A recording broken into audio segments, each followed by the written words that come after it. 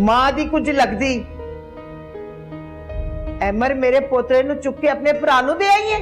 हाँ चला किस तरह, किसकी इजाजत से? मैनू ऐ दस। मैंने आपके कमरे से नहीं उठाया अमर को। चुप कर बेबे, मैंने नहीं चुका, आपकी कसम मुझे, मैंने नहीं चुका। वाह भाई वाह, मेरी नूह किन्नी फर्मा बरदार हो गई है कि जिथे दा मैं कह के गई हां उत्थे ही खलोती है। दादी जी आप इत्मीनान से मेरी बात तो सुनिए। सुन लांगी, सारिया गल्लां सुन लांगी। पहले मेरे पोतरे अहमद नु लेके आ। मैंने अहमद वापस लाने के लिए नहीं दिया। की? तुम कौन होती हो मुझे मना करने वाली? मुझसे पूछ रही है मैं कौन? ज़ारा मेरी नंद है, अहमद की बहन है, और आप कह रही हैं वो मेरी क्या लगती है? मैं कौन हूँ? और नेहा, नेहा तुम्हारी अपनी बहन है, तुम्हारा खून है। अम्मी नेहा के साथ मजीद कुछ नहीं होगा। अदनान अब क्या करेगा? मजीद कुछ नहीं कर सकता? उठते बैठते उसे मारता है, कदम कदम पे उसे जलील करता है, अजाब बना के रखी हुई उसने जिंदगी नेहा की। और तुम कह रही हो कि मजीद कुछ नहीं करेगा वो? मजीद की कोई गुंजाइश बाकी रह गई है क्या? अम्मी मुझे आपसे कोई बहस नहीं करनी। मैं भी तुमसे कोई बात नहीं करना चाहती। चौधरी साहब हैं घर पे? आप बैठिए, मैं अब्बा जी से बात करके आती हूँ। सबा, सबा मेरी बात सुनो।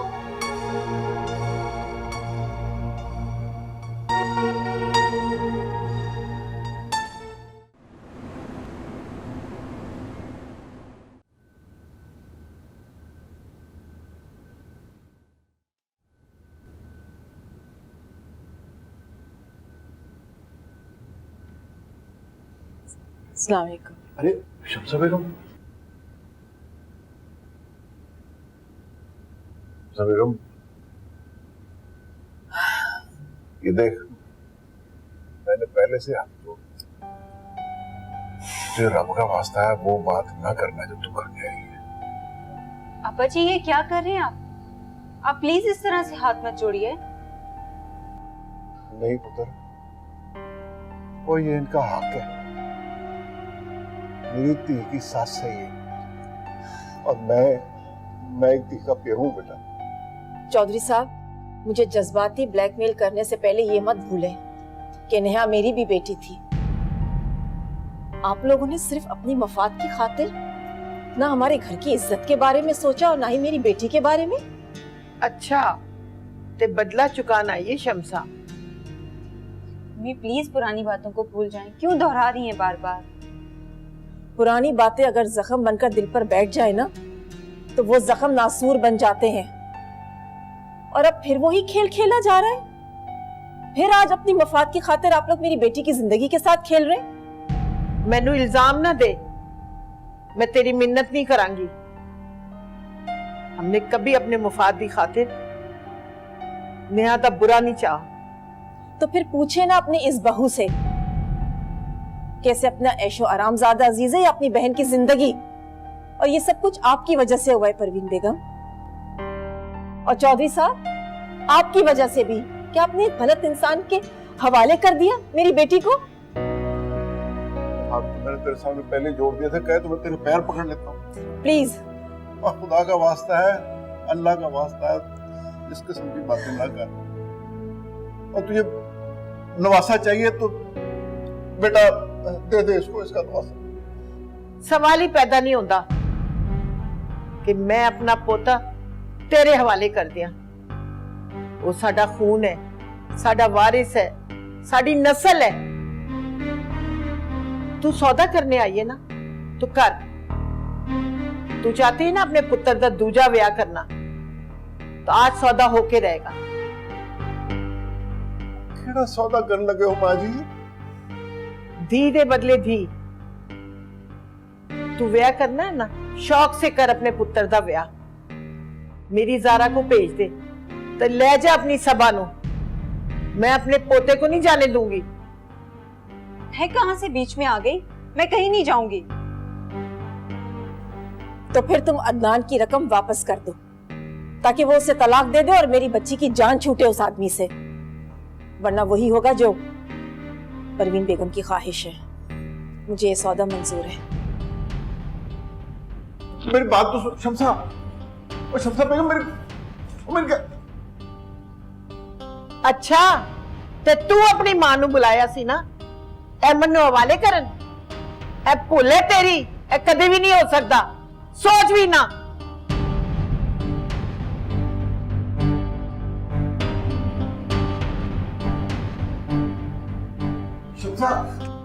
शमसा बेगम मेरी बात तो सुन। और खुदा का वास्ता मेरी बात तो सुनो। चौधरी साहब, मुझे गुनाहगार मत कीजिए। आपकी इज्जत और एहतराम अपनी जगह, लेकिन मुझे मेरी बेटी की जिंदगी से ज्यादा कोई भी रिश्ता, कोई भी दोस्ती अजीज नहीं है। शमसा बेगम मेरी बात सुन। तू ज़ारा को जहर दे दे, अपने पुत्र की दूसरी शादी ना कर। मैं इसको बर्दाश्त नहीं कर सकूंगा शमसा। मैं फैसल को बहुत अच्छी तरह से जानती हूँ, बहुत अच्छा लड़का है वो दोनों बीवियों में कभी भी कोई फर्क नहीं करेगा। तू ये सब कुछ अदनान की वजह से कर रही है ना? तू ये याद नहीं अदनान ने हमारे साथ क्या किया? और उसने मेरे सारे खानदान का बेड़ा गर्क कर दिया। तेरी धी को बरगला के उससे शादी की है उसने। और तुझे खुदा का वास्ता है रहम कर। बस कर दे अब्बा जी, किन के सामने हाथ जोड़ रहे हैं? इंसानों के आगे रहम की भीख मांगनी है ना, तो ऊपर वाले से मांगे, वो करेगा रहम हम पर। तुम मुझे साफ साफ बताओ कि तुम अदनान के पैसे वापस करोगी या नहीं? बिल्कुल भी नहीं, बल्कि अभी तो उससे और बहुत कुछ वसूल करना है मुझे। तो फिर ठीक है, हमारा तुमसे कोई ताल्लुक नहीं है और ना ही तुम्हारा हमसे। हाँ, फैसल की शादी में आना चाहो तो तुम्हें कोई नहीं रोकेगा। अम्मी, उस घर में आने से मुझे कोई भी नहीं रोक सकता, आप भी नहीं। शमसा, और बेटा, और रोक उसको जाके, खुदा का वास्ता उसको रोक ले बेटा। अब्बा जी, कुछ भी नहीं होगा, आप चलिए मेरे साथ, आइए।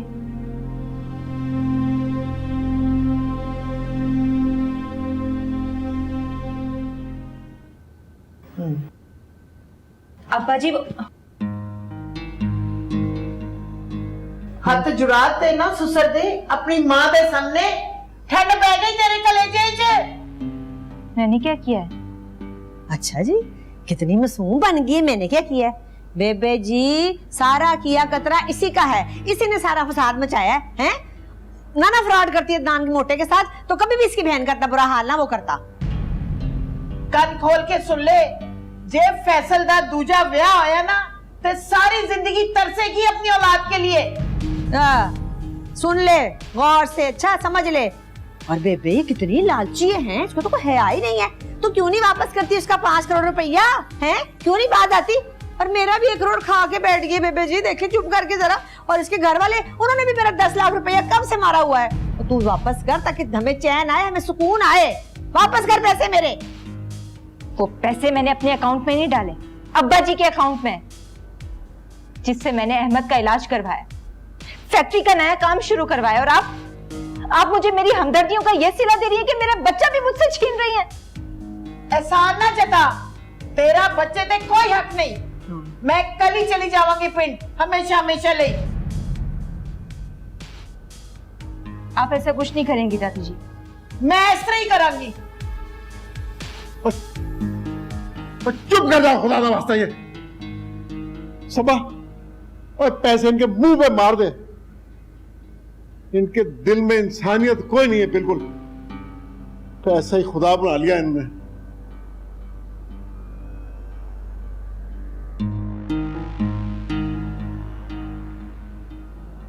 देखा आपने, देख रही हूँ सारा कुछ। इसका कसूर है सारा। हाँ, डैन का।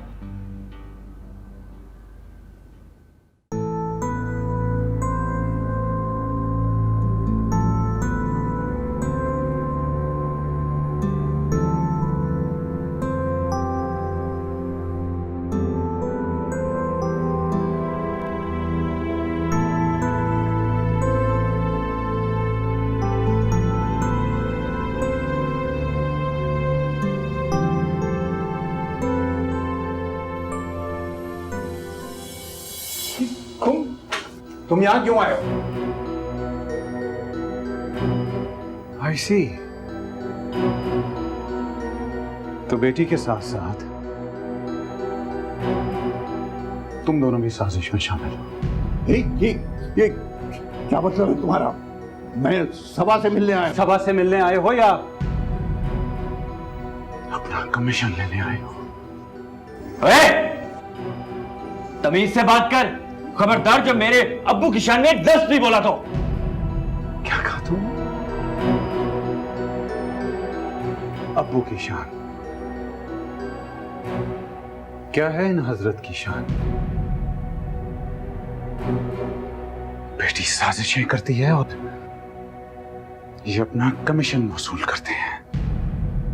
खूब चमकाई हुई है बाप बेटी ने मिलकर। मैं कहता हूं बकवास बंद कर, मैं तो खून पी जाऊंगा। अबू छोड़ दीजिए, तो जिंदा नहीं छोड़ूंगा। बदतमीज। बेहुदा।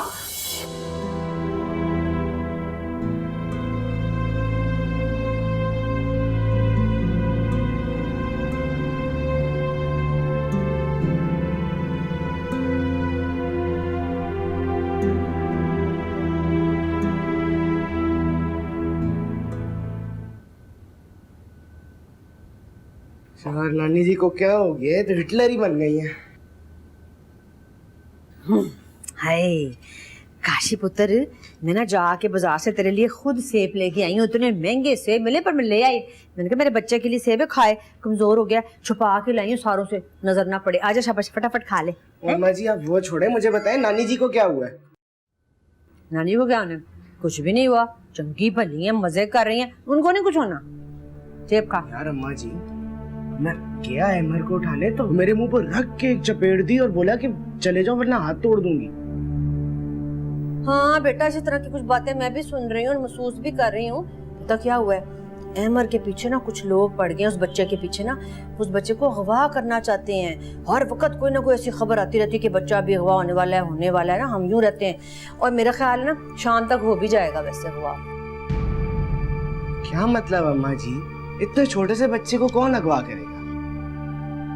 तुझे नहीं पता बेटा, अगवा करने के लिए पूरा खानदान है अंसारी लोगों का। अंसारी भाई, शमसा, सब्बा, उसकी सबकी माँ, फैसल, जोरा, पूरा टब्बर जो है ना वो बन गया। वो नहीं होते वो किडनैप जो करते हैं, ग्रोह होता है, वो किडनैप का ग्रोह बन गया। वो करना चाहते हैं ना, वो लोग हैं। लेकिन अम्मा जी, उन्होंने अमर को अगवा करके क्या करना है? हर बात में कहता क्या, तुझे कुछ पता ही नहीं, तू मेरी तरह सीधा, तुझे किसी बात की समझ नहीं आती है। बेटे जी मैं तुझे क्या बताऊं, कितनी अच्छी कारोबार की बातें हुई थी मेरे और सबा के बीच में। हमने कहा था कि चलो हम अमर उनको दे देते हैं तो 2 करोड़ रुपया जरा सा उनसे ले लेते हैं। तो आज 1 करोड़ सबा ने कहा था फूफी जी मैं आपको दे दूंगी ना मेरा कमीशन ना। लो जी, एन वक्त पे सबा ने क्या किया, इस गोल मुंह वाली ने वही चालाकी की जो करती थी पहले घर में, वही की, मुक्कर गई। फौरन करूंगी नहीं, मैं तो नहीं ऐसे करूंगी। मेरा 1 करोड़ रुपया मारा गया हमेशा की तरह, पहले भी मेरे पैसे मारे गए थे। अम्मा जी 1 करोड़ के कमीशन के लिए आपने 2 करोड़ का ड्रामा तो करना ही करना था। मुझे कह रहा था ड्रामा करने के लिए, तुझे शर्म नहीं आती? मुझे शर्म नहीं आती बेगैरता? मैं इतनी मासूम तेरी माँ, शर्मीली, बेवा, हसीन, बिल्कुल मुंह में जुबान जिसके नहीं है, तो तूने मुझ पे इल्जाम लगाया। बड़ा ही तू घटिया इंसान है, जलील जैसा। वो जानता हूँ अम्मा जी, आप तो मुझे भी OLX पे भेज दें। तो मैं तुझे छोड़ूंगी नहीं, तुझे मैं ठहर, मैं आज मैं तुझे छोड़ने वाली हूं। तूने मेरे पे शक किया, मैं तेरा गाटा जो ना तेरी गर्दन जो तेरे कोट छोड़ दूं जरा। बेगैरत ना हो तो चला गया, वरना मैंने इसकी गर्दन काट ही देनी थी आज। हैं बेशरम जैसा बंदा पूछे कि तुझे किसी ने क्या लेके जाना है मेरे बच्चे हैं? तेरे तो पैसे मुझे पहले से खुद उनको देने पड़ने डाकुओं को।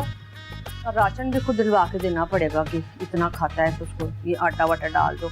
लेकिन कैसे इसने मेरे पे शक कर लिया, मैं तो भूल नहीं सकती हूँ बात, मुझ पे शक कर लिया। हाय मेरी किस्मत है, दादी पे बेबे पे गया ना इसलिए ऐसी बातें करता। मैं भी नहीं छोड़ूंगी।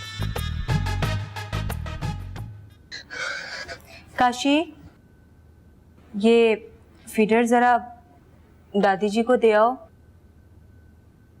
सबा भाभी, आप अहमद को अपने पास बिठाकर खुद क्यों नहीं फीड देती? फाइल्स चेक करनी है, बहुत इंपॉर्टेंट है, बिजी हूँ जरा, प्लीज दे आओ। सबा भाभी, नानी जी को आप पे भरोसा नहीं रहा। अम्मा जी मुझे बता रही थी कि आप अहमद की कोई बिजनेस डील कर रही हैं। तुम सुबह से लेकर शाम तक मेरे साथ होते हो, बिजनेस की हर बात तुमसे डिस्कस करती हूँ। मुझे तुम्हें भी समझाना पड़ेगा, कैसे समझाऊंगी? मैं नानी जी को अच्छे तरीके से जानता हूँ, वो इतनी सख्त दिल तो नहीं है। जरूर आपने कुछ किया तो वो ऐसा कर रही है ना। सबा भाभी, जब तक आप मुझे नहीं समझाएंगी मैं यही समझूंगा ना कि आप झूठी हैं। इधर आओ, बैठो।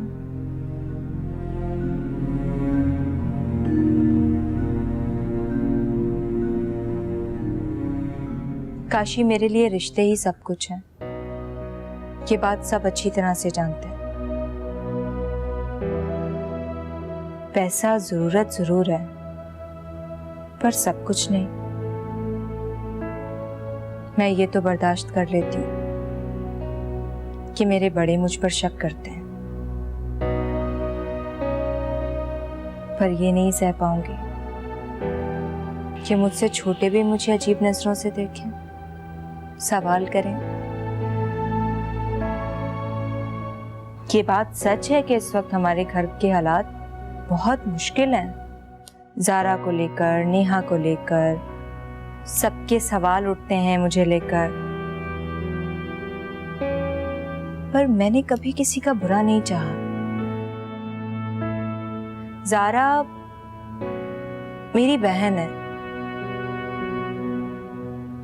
मैं नहीं चाहती उसके साथ बुरा हो। सच तो यह है कि अम्मी अब्बू फैसल भाई की दूसरी शादी करना चाहते हैं। ऐसे में कुर्बानी तो मुझे ही देनी है ना, हमेशा की तरह। सारा बाजी की जगह कोई और?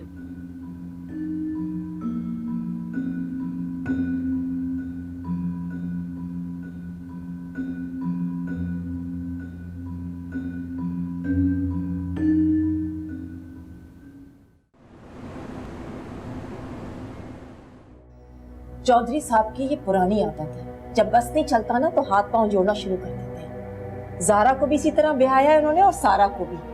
और नेहा सबा के वक्त तो मिन्नतें की थी हमारी, हाथ जोड़े थे हमारे साथ। अम्मी, सबा तो उनका साथ दे रही, लेकिन नेहा का क्या होगा? नेहा से मेरी फोन पर बात हुई थी, बहुत अपसेट है। अब हमें अदनान को किसी ना किसी तरीके से पैसे तो देने ही हैं। कहां से लाएंगे इतने सारे पैसे? अंसारी ने पहले ही जायदाद तुम तीनों में तकसीम कर दी है। इतनी जल्दी इतनी बड़ी रकम का इंतजाम नहीं हो सकेगा।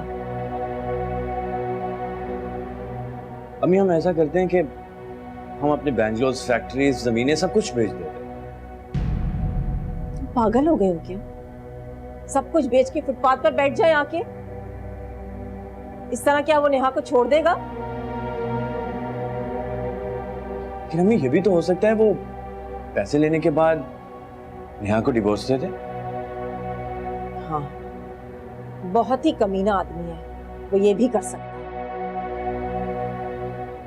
लेकिन हम तो यही चाहेंगे ना कि ऐसा कुछ ना हो। मुझे तो समझ में नहीं आ रहा मैं क्या करूं।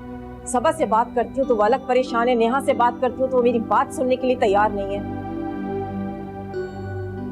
परेशान हो गई हूँ मैं, तंग आ गई हूँ।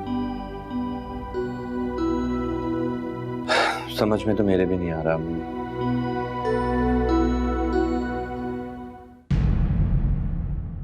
वाह वाह, भाई कमाल है, हद होगी तेरे वाली, बड़ा ही हौसला है तेरे में।